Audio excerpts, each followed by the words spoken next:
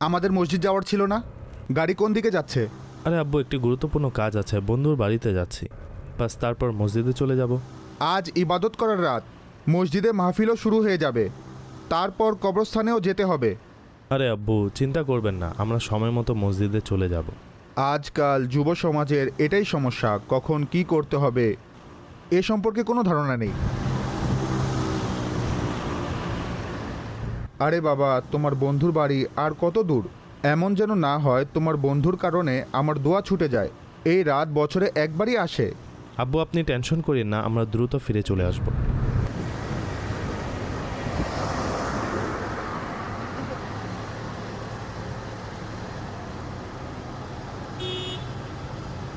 আরে বাবা, আজ ইবাদত করার রাত, গুনাহ ক্ষমা করানোর রাত। না জানি তুমি আমাকে এখানে কেন নিয়ে এসেছো।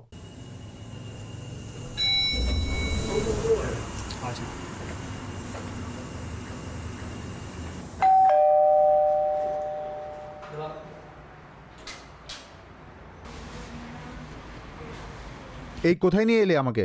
আব্বু, 1 মিনিটের জন্য ভিতরে তুমি আসুন। বাড়ি চলো, আমি আমার এখানে জন্য- যেতে চাই না। 1 মিনিটের জন্য ভিতরে তো আসুন। তুমি বাড়ি চলো। আসুন না ভিতরে।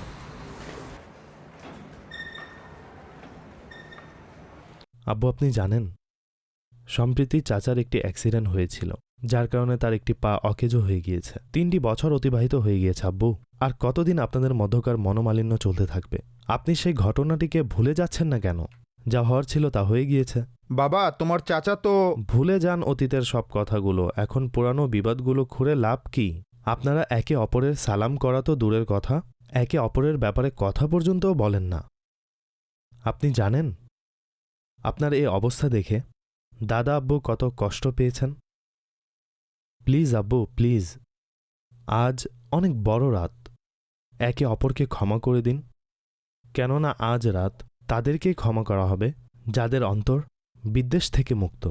এখন আমাদের অন্তরে আর কোনো বিদ্বেষ রাখা উচিত নয়, কেননা আব্বু আমাদের জীবনের কোনো নিশ্চয়তা নেই। আসুন আমরা একে অপরকে ক্ষমা করি এবং আল্লাহ তাআলাকে সন্তুষ্ট করি। উঠুন। শবে বরাতের আগমন হতে চলেছে। এই বরকতময় রাতে নেকির মাধ্যমে নিজের গুনাহ ক্ষমা করানোর পাশাপাশি নিজেদের সম্পর্কের মধ্যকার ক্ষোভ এবং বিদ্বেষগুলো দূর করুন। নবী করিম সাল্লাল্লাহু আলাইহি ওয়াসাল্লাম ইরশাদ করেন, এই রাতে 6 ব্যক্তি অর্থাৎ শবে বরাতেও ক্ষমাপ্রাপ্ত হবে না। মদে অভ্যস্ত ব্যক্তি, পিতামাতার অবাধ্য সন্তান, জিনাতে অভ্যস্ত ব্যক্তি, সম্পর্ক ছিন্নকারী, চিত্রাঙ্কনকারী এবং চগলখোর।